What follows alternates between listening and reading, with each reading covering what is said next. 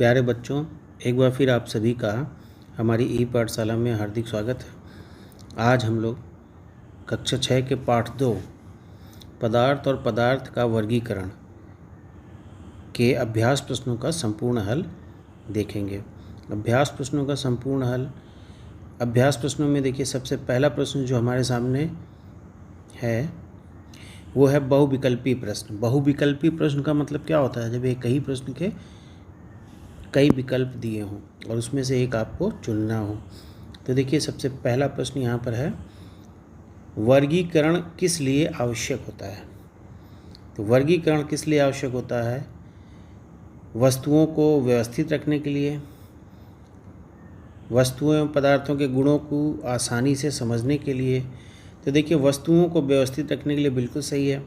वस्तुओं एवं पदार्थों के गुणों को आसानी से समझने हेतु ये भी सही है। विद्यालय के पुस्तकालय में अगर वर्गीकरण ना किया जाए तो हम किताबों को आसानी से ढूंढ नहीं पाएंगे, इसका मतलब ये भी हमारा सही है। तो वर्गीकरण से संबंधित ये तीनों विकल्प सही हैं। और हमारा चौथा विकल्प क्या है? सभी हेतु। सभी हेतु यानी ये सारे चारों में से हमको लगाना तो एक ही है, तो हम किस विकल्प पर चिन्ह लगाएंगे? चौथे पर। चौथे पे हम चिन्ह लगाएंगे सभी के लिए, यानी वर्गीकरण की आवश्यकता हमें इन सभी के लिए होती है। प्रश्न 2 देखिए, किसी द्रव को गर्म करने पर वो बदल जाता है। किसी द्रव को गर्म करने पर, द्रव, तो आपको पता पदार्थ की 3 मुख्य अवस्थाएं, ठोस, द्रव और गैस। तो अगर द्रव को गर्म करते हैं तो वो किस में बदलता है? तो द्रव को गर्म करने पर ठोस में नहीं बदलता है, ठीक है। जल, वाष्प, गैस। तो गैस देखिए अलग अलग पदार्थों के लिए अलग अलग गैस होती है, इसलिए यहाँ पर 2 विकल्प हमारे पास हैं, एक तो गैस है, एक दूसरा जल वाष्प है। तो द्रव को जब हम गर्म करते हैं तो अगर जल होता, द्रव की जगह जल होता, तब तो हम जल वाष्प लगाते हैं, लेकिन यहाँ पर क्या है? द्रव है, इसका मतलब ये जल वाष्प नहीं होगा। द्रव कोई भी हो सकता है और द्रव को हम गर्म करेंगे तो वो गैस में बदलेगा। चौथा अपरिवर्तित है, तो इन चारों में से सही उत्तर कौन सा है? गैस है। देखिए कुछ बच्चे कह रहे हैं कि जलवाष्प होगा, जलवाष्प होगा, तो जलवाष्प क्यों नहीं लिखेंगे? अगर यहाँ पर दिया होता किसी जल को या जल को गर्म करने पर, जल को गर्म करने पर वो किस में बदलता है, तो हम उत्तर देते जलवाष्प, लेकिन यहाँ क्या दिया है? द्रव। तो द्रव के लिए हम जलवाष्प नहीं लिख सकते। द्रव को गर्म करने पर किस में बदलते हैं? सभी द्रव जो है गर्म करने पर गैस में बदलते हैं। तो हमारा सही उत्तर क्या है? गैस में, ठीक है। तीसरा प्रश्न देखिए, तीसरा प्रश्न है, गैस को किसी बर्तन में रखने पर वह, तो अगर हम गैस को किसी बर्तन में रखते हैं तो क्या होता है? गैस तली में बैठ जाता है, बिल्कुल गलत। उसमें पूरी तरह से फैल जाता है, बिल्कुल सही। उसमें केवल ऊपरी हिस्से में फैलेगा, बिल्कुल गलत। उसको खाली कर देगी, बिल्कुल गलत। तो यानी इन चारों में सबसे सही उत्तर क्या है गैस के लिए? कि गैस को हम जिस भी बर्तन में रखते हैं वो उसके आयतन को घेर लेती है। पदार्थ की निर्माण इकाई क्या है? यानी कोई भी पदार्थ किस मूलभूत कण से बना होता है? तो आपको पता है पदार्थ की निर्माण इकाई क्या है? परमाणु। क्या है? परमाणु। और परमाणु भी 3 मूलभूत कणों से मिलकर बना होता है। ये जो परमाणु है ये बना होता है इलेक्ट्रॉन, प्रोटॉन और न्यूट्रॉन से, लेकिन जो पदार्थ की मूलभूत इकाई होती है वो क्या होती है? परमाणु होती है, एटम या मॉलिक्यूल, अणु। तो यहाँ पर चूंकि अणु तो दिया नहीं है तो हम क्या लिखेंगे? परमाणु। प्रश्न 2 देखिए, रिक्त स्थानों की पूर्ति करनी है, खाली जगह आपको भरना है। हालांकि इसमें जगह भरी हुई है। तो पहला देखिए, ठोस का आकार होता है। ठोस का आकार कैसा होता है? निश्चित होता है। ठोस का आकार हमेशा निश्चित होता है। ख है, अगरबत्ती की सुगंध किस गुण के कारण कमरे में फैल जाती है? तो देखिए अगरबत्ती की जो सुगंध है वो हवा के साथ मिलकर कमरे के कोने कोने में पहुंच जाती है, और हवा के साथ मिलकर खुशबू का फैलना, गैस का फैलना विसरण कहलाता है। क्या कहलाता है? विसरण कहलाता है। तो अगरबत्ती की सुगंध किस गुण के कारण कमरे में फैलती है? विसरण के कारण। पानी में घुल जाता है, तो पानी में घुलने वाला कोई एक पदार्थ आप लिखिए। तो आप घर में नमक भी घोलते हैं पानी में, चीनी भी घोलते हैं, तो चीनी, नमक कुछ भी लिख सकते हैं। पदार्थ का वह सूक्ष्मतम कण जो स्वतंत्र अवस्था में रह सकता है, स्वतंत्र अवस्था में रह सकता है मतलब क्या है कि वो रासायनिक क्रिया में भाग नहीं लेता है। तो कौन सी वो अवस्था होती है जो स्वतंत्र अवस्था में रह सकती है? अणु। कौन सी अवस्था है? अणु, जिसे हम अंग्रेजी में क्या कहते हैं? मॉलिक्यूल। ठीक है, चलिए अगले प्रश्न की तरफ बढ़ते हैं। अधोलिखित प्रश्नों के संक्षिप्त उत्तर अपनी उत्तर पुस्तिका में लिखिए। तो देखिए ये जो प्रश्न दिए हुए हैं आपके, इसके उत्तर आपको अपनी कॉपी में लिखना है। ठीक है, तो पहला प्रश्न क्या? पदार्थ की 3 अवस्थाओं के नाम बताइए। पदार्थ की 3 अवस्थाएं कौन सी होती हैं? कौन कौन सी अवस्थाओं में पाया जाता है पदार्थ? ठोस यानी सॉलिड, नंबर 2 लिक्विड यानी द्रव, और नंबर 3 है गैस। ठीक है, तो 3 अवस्थाएं कौन कौन सी है? नंबर 1 ठोस, नंबर 2 द्रव, नंबर 3 गैस। बहुत इंपॉर्टेंट क्वेश्चन है, ध्यान रखेंगे इसको। पदार्थ की उस अवस्था का नाम लिखिए। पदार्थ की उस अवस्था का नाम लिखिए जिसमें पदार्थ के आयतन और आकृति दोनों निश्चित होते हैं। तो आयतन और आकार किस अवस्था में निश्चित होता है? ठोस अवस्था में। इसका उत्तर क्या हो जाएगा? ठोस। तो उत्तर क्या लिखेंगे इसका? कि पदार्थ की वह अवस्था जिसमें पदार्थ का आयतन और आकृति निश्चित होता है ठोस होती है। ठीक है, गा पर आइए। पदार्थों के वर्गीकरण से क्या तात्पर्य है? तो पदार्थों के वर्गीकरण से क्या तात्पर्य है? तो वर्गीकरण का मतलब क्या होता है? पदार्थों को हम वर्गीकृत क्यों करते हैं? विभिन्न प्रकार के पदार्थों को उनके आकार, उनके गुण धर्म के आधार पर हम विभिन्न समूहों में बांट लेते हैं ताकि हम उनको आसानी से पहचान सकें, खोज सकें। और इसी से संबंधित एक प्रश्न भी ऊपर देखिए, सबसे पहला बहुविकल्पी प्रश्न इसी से संबंधित था। एक बार फिर से देख लीजिए। बहुविकल्पी प्रश्न में सबसे पहले क्या था? वर्गीकरण की आवश्यकता क्यों होती है? तो नंबर 1 वस्तुओं को व्यवस्थित रखने के लिए, नंबर 2 वस्तुओं पदार्थों के गुणों को आसानी से समझने के लिए, नंबर 3 घर और विद्यालय में सामानों को व्यवस्थित करने के लिए, विद्यालय में पुस्तकालय बनाने के लिए। तो ये वर्गीकरण की आवश्यकताएं होती हैं। किसी भी पदार्थ को अगर हम वर्गीकृत करके, पदार्थों को वर्गीकृत करके सही तरीके से रखते हैं उनके गुणों के आधार पर, तो उन्हें खोजने में हमको बहुत आसानी होती है। प्रश्न 4 देखिए, पारभासी किसे कहते हैं?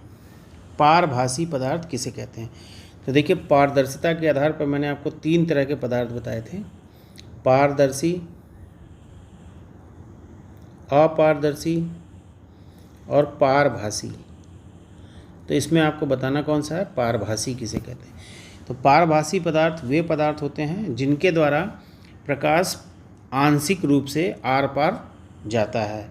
यानी वे पदार्थ जिनके द्वारा धुंधला या आंशिक रूप से आर पार देखा जा सकता है पारदर्शी पदार्थ कहलाते हैं। जैसे किसी कागज़ पर अगर तेल लगा हो तो हमको स्पष्ट रूप से साफ साफ नहीं दिखाई देगा। पेंट लगा हुआ कांच है तो भी हमको साफ साफ स्पष्ट दूसरी तरफ नहीं दिखाएगा, आर पार नहीं दिखाई देगा। तो ऐसे पदार्थ क्या कहलाते हैं? पारभासी पदार्थ कहलाते हैं। ठीक है, चलिए आगे चलते हैं। नेक्स्ट है कारण बताइए। कारण बताइए। देखिए उत्तर रट के लिखने की ज़रूरत नहीं है। आपने जो समझा है उसको अपने शब्दों में आप कॉपी में उत्तर को लिख सकते हैं। और इस अभ्यास प्रश्नों को हल करने से पहले जो मैंने आपको वीडियो बताया था, वीडियो में सारी डिटेल्स बताई थी, इस चैप्टर को पढ़ाया था, उस चैप्टर को ज़रूर देखिएगा, उस वीडियो को ज़रूर देखिएगा, तब आप इन प्रश्नों को आसानी से हल कर लेंगे। और उस वीडियो का लिंक मैंने डिस्क्रिप्शन बॉक्स में दिया हुआ है। देखिए कारण बताइए में सबसे पहला प्रश्न है, द्रव पदार्थों की आकृति निश्चित नहीं होती है। कैसे प्रूव करेंगे कि द्रव पदार्थों की आकृति निश्चित नहीं होती है? तो इसके लिए क्या करेंगे? इसके लिए हम एक निश्चित आयतन का द्रव ले लेते हैं। यानी 1 लीटर हम कोई चीज़ ले लेते हैं। तो 1 लीटर मान लीजिए हमने पानी ले लिया। उसे 1 लीटर पानी को अगर हम किसी चौड़े बर्तन में रखते हैं, जैसे थाली में रखते हैं, तो पानी क्या होगा? पूरी थाली में फैल जाता है कि नहीं फैल जाता है? बोलिए, फैलता है ना। और अगर उसको हम गिलास में रखते हैं, गिलास में, तो गिलास में क्या होगा? पूरे गिलास के आकार में फैल जाएगा। किसी बड़े बर्तन, भगोना टाइप बर्तन हो, गहरे बर्तन में रखते हैं तो उस आकार का हो जाता है। यानी 1 लीटर पानी को हम जिस भी बर्तन में रखेंगे वो उसी आकार को ग्रहण कर लेता है। इसका मतलब क्या है कि द्रव पदार्थों की आकृति निश्चित नहीं होती है, लेकिन उसका आयतन निश्चित होता है। ठीक है, बहुत अच्छा प्रश्न है ये, ध्यान रखेंगे इसको, ये प्रश्न पूछा भी जाता है। ख देखिए, जल से भरा गिलास खाली गिलास की अपेक्षा भारी होता है। बहुत अच्छा प्रश्न है, जल से भरा गिलास खाली गिलास की अपेक्षा भारी होता है। तो देखिए हमारे सामने मेज पे 2 गिलास रखी हुई है, एक गिलास खाली है और एक गिलास पानी है। तो बताओ बच्चों, जो गिलास खाली दिख रही है वो एकदम क्या वाकई में खाली है? खाली है? नहीं, उसमें हवा भरी हुई है। जो खाली गिलास है उसमें हवा भरी है और एक गिलास में हमने पानी भरा हुआ। तो बताओ पानी और हवा, इन दोनों में से कौन हल्का कौन भारी होगा? हवा तो गैस है और पानी क्या है? द्रव है। तो हवा की तुलना में द्रव क्या होगा? भारी होगा। तो इसलिए जब हम किसी गिलास में द्रव डालते हैं तो गैस की तुलना में वो भारी होता है, और इसीलिए पानी से भरा हुआ गिलास हमको भारी लगता है। क्यों? क्योंकि द्रव के अणु गैस के अणुओं की तुलना में पास पास होते हैं, उनके बीच में अंतर आणविक आकर्षण बल अधिक होता है। तो द्रव के अणु ज़्यादा होंगे, मॉलिक्यूल ज़्यादा होंगे, तो निश्चित ही है कि उसका भार भी ज़्यादा होगा, जबकि गिलास का आयतन दोनों का बराबर है। तो गैस की तुलना में द्रव भरा होने के कारण वो ज़्यादा भारी होता है। समझ में आया? चलिए अगले प्रश्न की ओर बढ़ते हैं। खा क्या कहता है? किसी पदार्थ को ठोस अवस्था से द्रव अवस्था और द्रव अवस्था से ठोस अवस्था में कैसे बदला जा सकता है? तो चलिए एक बहुत ही सरल से एक उदाहरण द्वारा इसको समझते हैं। हमने ठोस अवस्था के लिए बर्फ़ का टुकड़ा ले लिया, आइस। अब इस बर्फ़ को हमें द्रव अवस्था में बदलना है, यानी लिक्विड में बदलना है। तो क्या करेंगे? आइस को हम फ्रिज में निकाल दें और ट्रे में रख दें, तो हम देखते हैं धीरे धीरे धीरे धीरे वो किस में बदल जाता है? द्रव में बदल जाता है। हम उसको हीट नहीं करते, लेकिन फ्रिज के अंदर उसका टेम्परेचर क्या होता है? कम होता है, जो भी आप टेम्परेचर मेंटेन किए हों। लेकिन जैसे ही हम उसको बाहर निकाल कर ट्रे में रखते हैं तो वो रूम टेम्परेचर यानी 25 डिग्री सेल्सियस पर आ जाता है। तो तापमान बढ़ने लगता है। अगर हम उसको थोड़ा सा दबा दें या उसको प्रेस कर दें तो वो और जल्दी हीट होगा। तो ये जो आइस है ये 25 डिग्री सेंटीग्रेड रूम टेम्परेचर पर आने के बाद या हीट करने पर किस में बदलने लगता है? द्रव में बदलने लगता है। हीट करने पर क्यों द्रव में बदलता है? क्योंकि गैस में जो गैस के अणु हैं, द्रव के ठोस के जो अणु हैं, आइस का फार्मूला क्या है? H2। तो ये जो ठोस के अणु हैं वो बहुत पास पास होते हैं। जब हम इसको गर्म करते हैं तो ये दूर दूर होने लगते हैं, और जब ये दूर दूर होते हैं तो किस में बदलने लगते हैं? द्रव में। और इस प्रक्रिया को क्या कहते हैं? ठोस का द्रव में बदलना क्या कहलाता है? क्या कहलाता है? मेल्टिंग। क्या कहलाता है? मेल्टिंग। और जिस ताप पर कोई द्रव ठोस से द्रव में बदलता है वो उसका गलनांक कहलाता है। ठीक है, तो इस तरह अगर हमें ठोस को द्रव में बदलना है तो हीट करके हम आसानी से बदल सकते हैं। और इसके विपरीत अगर द्रव को हमको ठोस में बदलना है, द्रव से ठोस बनाना है, यानी लिक्विड से सॉलिड, तो हमें पता है कि लिक्विड में क्या होता है? मॉलिक्यूल्स के बीच में ज़्यादा दूरी होती है, आकर्षण बल कम होता है। तो अगर लिक्विड को लो टेम्परेचर में ले जाएं, टेम्परेचर घटाते जाएं और प्रेशर बढ़ाते जाएं, यानी इसका तापमान कम कर दें, टेम्परेचर लो कर दें और दाब बढ़ा दें, प्रेशर बढ़ा दें, तो क्या होगा? ये सॉलिड में बदलने लगेगा, ठोस में बदलने लगता है, ठोस में बदलने लगता है। तो द्रव को अगर हमें ठोस में बदलना है, द्रव को ठोस में बदलना है तो ताप को कम करना पड़ेगा, और ठोस को द्रव में बदलना है तो ताप को बढ़ाना पड़ेगा। दाब के डिफरेंस में अगर देखें तो ठोस को द्रव में अगर बदलना है तो दाब बढ़ाना पड़ेगा, और द्रव को अगर ठोस में बदलना है तो दाब बढ़ाना पड़ेगा, और ठोस को द्रव में बदलना है तो दाब घटाना पड़ेगा। देखिए दोनों में विपरीत संबंध होता है। द्रव को ठोस में बदलना है तो ताप कम, दाब ज़्यादा। इसी तरह से अगर ठोस को द्रव में बदलना है तो दाब ज़्यादा और ताप कम। ठीक है, तो इस तरह से हम इसको बदल सकते हैं। तीसरा देखिए, ठोस द्रव और गैस में अंतर उदाहरण से लिखिए। बहुत ही बेहतरीन डिफरेंस मैंने आपको वीडियो में दिया हुआ है, तो एक बार वीडियो को ज़रूर देखिएगा, अच्छे से देखिएगा, समझिएगा, तो आपको ठोस द्रव गैस में अंतर समझ में आ जाएगा। वैसे हमको जो मुख्य अंतर है वो मैं आपको बता देता हूँ। कि ठोस में आकर्षण बल सबसे ज़्यादा होता है, द्रव में उससे कम होता है और गैस में सबसे कम होता है। ठोस के मध्य अंतर आणविक स्पेस सबसे कम, बहुत कम, नगण्य होता है। द्रव में ठोस से ज़्यादा और गैस से कम होता है, और गैस में सबसे ज़्यादा अंतराण्विक स्थान होता है, जिसके कारण गैस के कण दूर दूर होते हैं। ठीक है, तो ये दो जो मुख्य अंतर हैं उसको ध्यान रखेंगे। कोई भी पदार्थ ठोस क्यों होता है? क्योंकि उनके बीच में आकर्षण बल सबसे ज़्यादा और अंतराण्विक स्पेस सबसे कम होता है। इसके अलावा अगर हम ठोस की बात करें तो ठोस का आयतन और आकार निश्चित होता है, द्रव का आयतन निश्चित होता है, आकार अनिश्चित होता है, और गैस का आयतन और आकार दोनों ही अनिश्चित होता है। चलिए अगले प्रश्न की ओर बढ़ते हैं। तो अंतर आपको कैसे लिखना है? ठोस और द्रव और गैस को 3 अलग अलग भागों में डिवाइड करके और पॉइंट वाइज उनके अंतर को लिखना है चित्र सहित। अगला प्रश्न देखिए, पारदर्शिता के आधार पर पदार्थ कितने प्रकार के होते हैं? उदाहरण सहित बताइए। तो पारदर्शिता के आधार पर पदार्थ कितने प्रकार के होते हैं? 3 प्रकार के, पारदर्शी, अपारदर्शी और तीसरा है पारभासी। पारदर्शी, अपारदर्शी और पारभासी। पारदर्शी पदार्थ कौन से होते हैं? जिनके आर पार देखा जा सकता है, जैसे कांच है, जल है। अपारदर्शी पदार्थ कौन से होते हैं? जिनके आर पार नहीं देखा जा सकता, जैसे लकड़ी है, कागज़ है।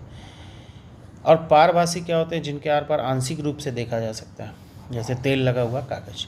तो उन तीनों को एक एक करके अपनी कॉपी में लिखेंगे उदाहरण के साथ। अगला प्रश्न देखिए, परिवेश में पाए जाने वाली 3 कठोर व मुलायम वस्तुओं के नाम लिखिए।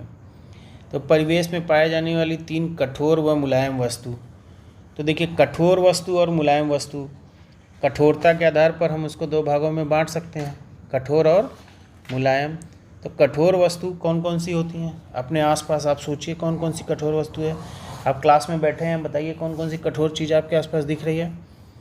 हाँ, क्या? खिड़की। हाँ, वेरी गुड। चलिए, खिड़की लोहा हो गया, और हाँ शीशा हो गया, कांच हो गया, बिल्कुल सही। और कठोर वस्तु क्या है? लकड़ी, बिल्कुल सही। इस तरह से आपको कठोर वस्तुएं छांटनी है। अब मुलायम वस्तु बताइए, आपके आसपास कोई मुलायम वस्तु है? बोलो। हाँ, ठीक ठीक। मुलायम वस्तु में क्या हो गया? ये गेंद हो गया, और ऊन हो गया, स्पंज हो गया। तो और भी मुलायम वस्तु जैसे रबड़ हो गई। तो ये मुलायम वस्तुएं हो गई। तो आपको 3 कठोर और 3 मुलायम वस्तुओं के बारे में लिखना है। अगला प्रश्न है, चुंबक किन किन पदार्थों से निर्मित वस्तुओं को अपनी ओर आकर्षित करता है? तो चुंबकीय गुणों के आधार पर पदार्थ 2 तरह के हो गए, चुंबकीय और अचुंबकीय पदार्थ। चुंबकीय पदार्थ लोहे से बनी हुई वस्तुओं को अपनी ओर खींचते हैं।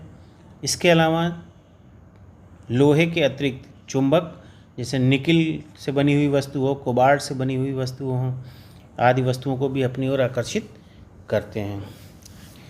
अगला प्रश्न देखिए, अपने आसपास दिखाई जाने वाली वस्तुओं को पारदर्शी, अपारदर्शी और पारभासी में चिन्हित कर उसकी सूची बनाएं। तो आपको पारदर्शी पता है, जो पदार्थ जिनके आर पार देखा जा सके। अपारदर्शी पता है, जिनके आर पार नहीं देखा जा सकते। पारभासी, जिनके आर पार धुंधला दिखाई दे, पूरी तरह से साफ ना दिखाई दे। इनकी आपको सूची बनानी है। तो सूची आप बना लीजिएगा। इसकी कम से कम 5 पदार्थ लिख के लाने हैं आपको। 5 पदार्थ आर पार तो आप जो देख सकते हैं, जैसे कांच है, जल है। अपारदर्शी में जैसे लकड़ी, कागज़, मेज, कुर्सी।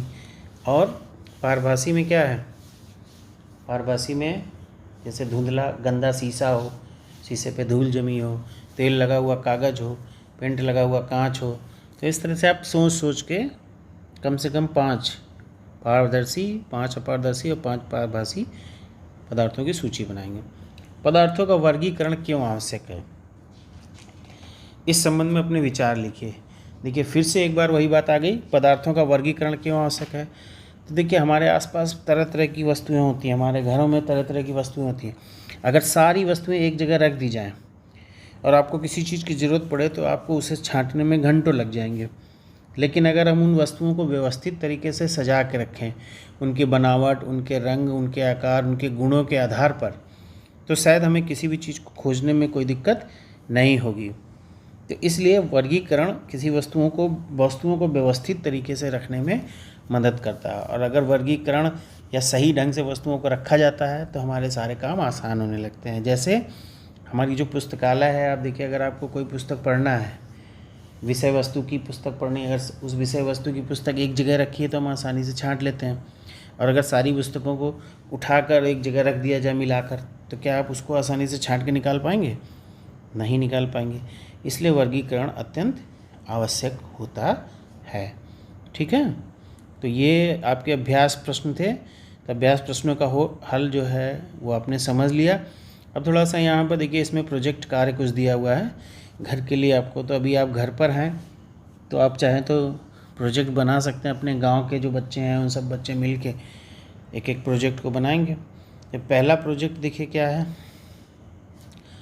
परिवेश के कुछ पदार्थों को एकत्र करें, उसे पानी में घोल कर देखें, उसमें पानी में घुलनशील और अघुलनशील पदार्थों की पहचान करना।